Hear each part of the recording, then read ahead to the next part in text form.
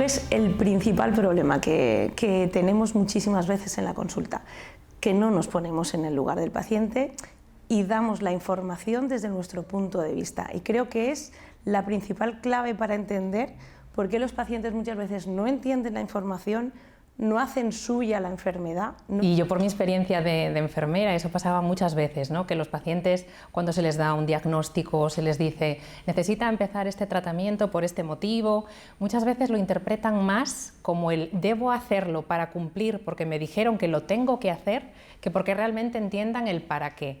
Yo creo que eso nos pasa a todos, ¿no? Cuando alguien nos dice debes utilizar esto porque te va a suponer un beneficio, no porque estás obligado a, o yo te voy a vigilar si lo haces bien o no.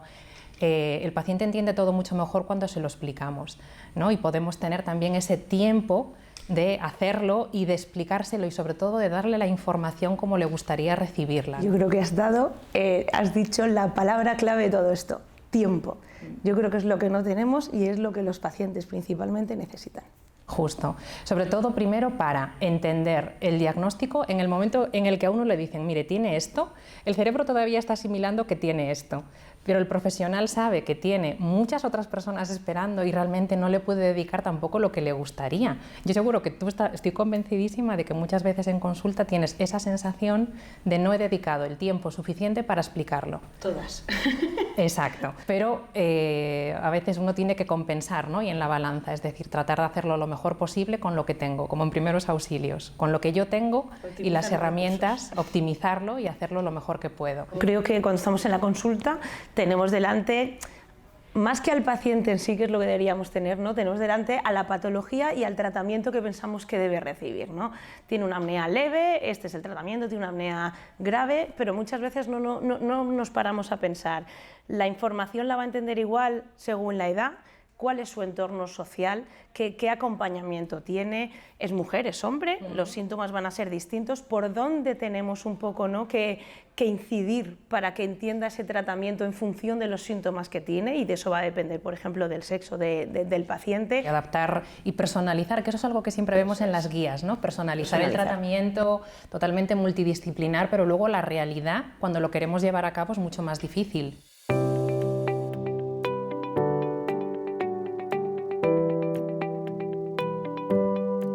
Y es que no sirve, yo creo que el café para todos, ¿no? No debemos aplicar lo que estamos diciendo, los mismos tratamientos a todos por igual. Siempre debemos personalizar y creo que es algo que debemos plantearnos desde la primera entrevista que tenemos con el paciente. Para mí lo más bonito de mi medicina, de mi consulta, es esa primera visita, conocer al paciente y en función de eso ya en la primera visita, sin tener los resultados de la prueba que le voy a hacer, sé por dónde le tengo que atajar, ¿no? Conocer el entorno de ese paciente para saber luego cómo dirigir la información que queremos transmitirle. Que yo creo que el primer paso en una consulta siempre es conectar.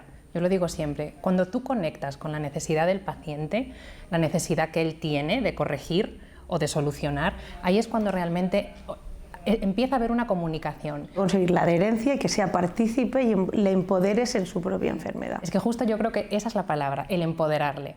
Porque si tú le das la llave normalmente de yo te he trasladado toda esta información y como persona adulta decides, ¿no? Si realmente quieres iniciar un tratamiento, lo que tienes que hacer por tu parte para que funcione.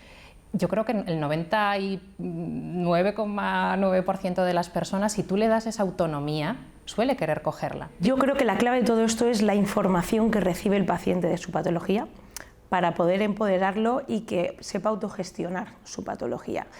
Para ello es súper importante la labor que hacéis con las escuelas de CEPAP y hemos visto una muy gran diferencia entre que el paciente entienda desde el inicio qué es su enfermedad, en qué consiste, qué implicaciones tiene y que se sienta acompañado. Desde el inicio puedes ver quién va a ser buen adherente y quién no, que yo creo que es importantísimo luego para realizar un seguimiento estrecho y ver en qué paciente tenemos que invertir más recursos, en qué paciente tenemos que hacer un seguimiento más estrecho, pero para mí todo parte de una buena educación inicial. Cuéntanos un poco en qué consiste. Sí, por ejemplo, las escuelas de CEPAP están focalizadas principalmente en ofrecer la educación en grupo. De tal manera que ahí se da un fenómeno fantástico, que es el fenómeno de estoy en la misma situación que otros. Entonces me siento acompañado. Eso genera que no te sientas tan bicho raro, porque no olvidemos que cuando hablamos de terapia de sueño es necesaria una máquina que va con un tubo y una mascarilla a tu cara, sobre todo cuando duermes con pareja, ¿no? Ese es el primer miedo y eso es algo que tenemos que tener muy en cuenta.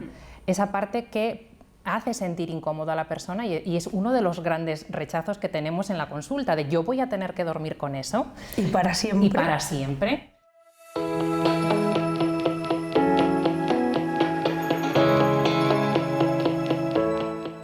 Yo creo que lo imprescindible de la adherencia es que el paciente sienta una mejora en su calidad de vida. Esa es la clave por la que el paciente va a cumplir este y cualquier tipo de tratamiento. Sí, y sobre todo lo que dices tú, que aunque todavía igual no sienta que mejora en su calidad de vida, que entienda que a la larga sí lo va a hacer, ¿no? Y esto, por ejemplo, en las escuelas de CEPAP de Vitalaire pasa mucho, que como tienen ese espacio para poder hablar, ven que los síntomas son totalmente diferentes, pero lo que se les explica es que sí que se va a corregir, ¿no? Y precisamente para que el paciente entienda que necesita utilizar ese tratamiento, necesita mucha implicación por nuestra parte, que realmente entendamos cuáles son sus necesidades y que de ahí personalicemos al máximo. Y principalmente que utilicemos también diferentes canales, ¿no? Nosotros tenemos a través de los vídeos Inspira, que también es un formato audiovisual que funciona muy bien para aquellas personas que le guste un poquito más la tecnología, aplicación, ¿no? Para aquellas personas que pueden realizar un seguimiento, pero igual hay otras personas que necesitan un seguimiento domiciliario más estrecho. Entonces ahí la importancia, ¿no? De utilizar los diferentes canales para digamos individualizar exacto. Y personalizar. El paciente que necesita una explicación mucho más acompañada, ¿no? en domicilio, en puntos Inspira, que son como pequeños centros de salud respiratorios, ¿no? de nuestra compañía, pues realmente que puedan sentir que hay un espacio, que si tienen dudas pueden preguntar y que luego aquellos pacientes que sientan que lo han entendido todo perfectamente, que tampoco sientan que tienen que estar tan continuamente.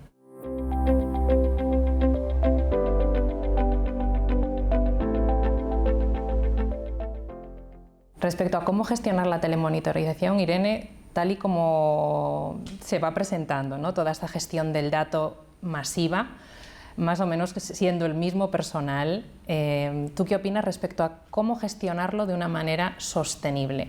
¿No? Porque realmente tenemos diferentes perfiles.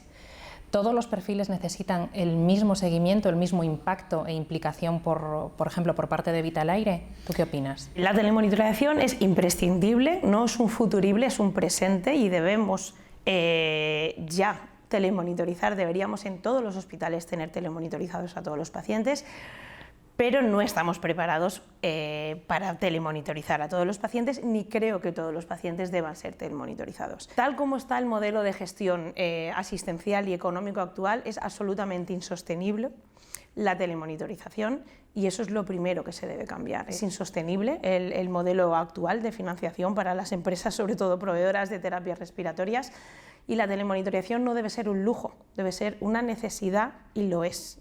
Pero no podemos aplicarla porque no hay inversión suficiente como para que todos los equipos dispongan de ella. Y no debemos perder bajo ningún concepto la calidad de esa telemonitorización, es decir, no podemos hacer que porque el coste sea el que tengamos, vale cualquier cosa, no vale cualquier cosa, solo podemos telemonitorizar con equipos de calidad y que nos aseguren que lo que estamos haciendo es lo que debemos hacer. Yo creo que esos primeros meses son cruciales y además el posicionamiento SEPAR es ese, ¿no? En el inicio, y si realmente se hace bien, la telemonitorización es lo que te ofrece, ¿no? En ese inicio, porque te da muchas señales de qué intervenciones puedes realizar y que a veces incluso no es necesario ir al domicilio, las puedes solucionar telefónicamente, ¿no? Y entonces esa adherencia muchas veces la puedes controlar más ya desde el inicio, no hace falta mantenerla en todos los pacientes y eso es lo que por el momento puede generar esa facilidad de que pueda ser sostenible por el momento para las empresas de TRD. Pero no debemos conformarnos, no. Es decir, yo creo que es imprescindible y creo que estamos haciendo un buen trabajo actualmente para eso,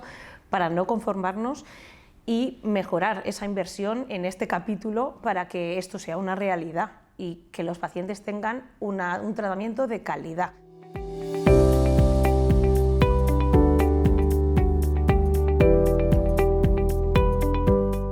ejemplo, ¿tú cómo crees que tu papel, ¿no?, como neumóloga ejerce en consulta en la posible adherencia del paciente? Yo creo que es el papel que más disfruto.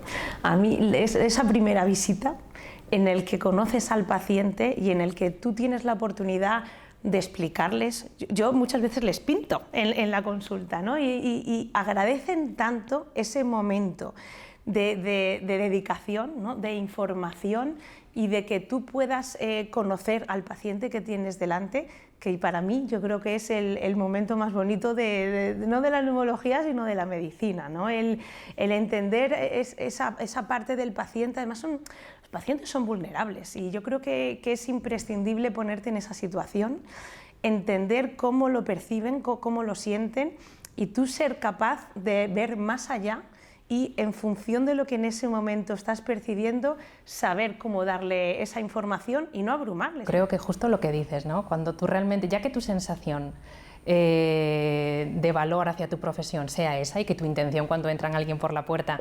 sea esa, yo creo que es una maravilla, ¿no? Porque otras veces otros profesionales pueden ponerse únicamente en ese modo enfoque de te doy un diagnóstico y te digo qué tratamiento necesitas, pero tú te implicas a nivel emocional en esa necesidad que el paciente puede tener. Sí, bueno, porque yo creo que eso es algo, sí, eso es algo que va, ¿no? No solo con la profesión, sino también yo creo que a veces con una forma de ser, ¿no? Y es el hecho de que es que yo también disfruto, o sea, egoístamente, yo creo que ese es el kit. Egoístamente me siento muy orgullosa del equipo asistencial que tenemos en Vitalaire, porque eso es algo que se respira y es esa sensación de ayuda y de disfrute del poder hacer las cosas bien, de poder dedicarle al paciente lo que necesita, al que necesita más, y al que necesita menos, darle precisamente esa información igual más compactada, pero porque ves que no necesita más. A veces menos es más. O sea, te doy lo que necesitas. Y el paciente percibe esa sensación de equipo, el paciente la percibe. Yo tengo el lujo de trabajar tanto en la pública como en la privada. En los dos sitios tengo un equipo excepcional y los pacientes perciben ese buen ambiente. Yo creo que eso es esencial a la hora de trabajar y tengo el placer de trabajar con Vitalaire codo con codo. Yo es lo que digo, tengo enfermería aquí, nosotros los médicos y Vitalaire en mi otra mano. No sé trabajar de otra manera, trabajamos siempre en equipo y físicamente en el mismo espacio y creo que eso es algo que el paciente valora muchísimo, la sensación de verdad que tiene de que es un equipo al completo.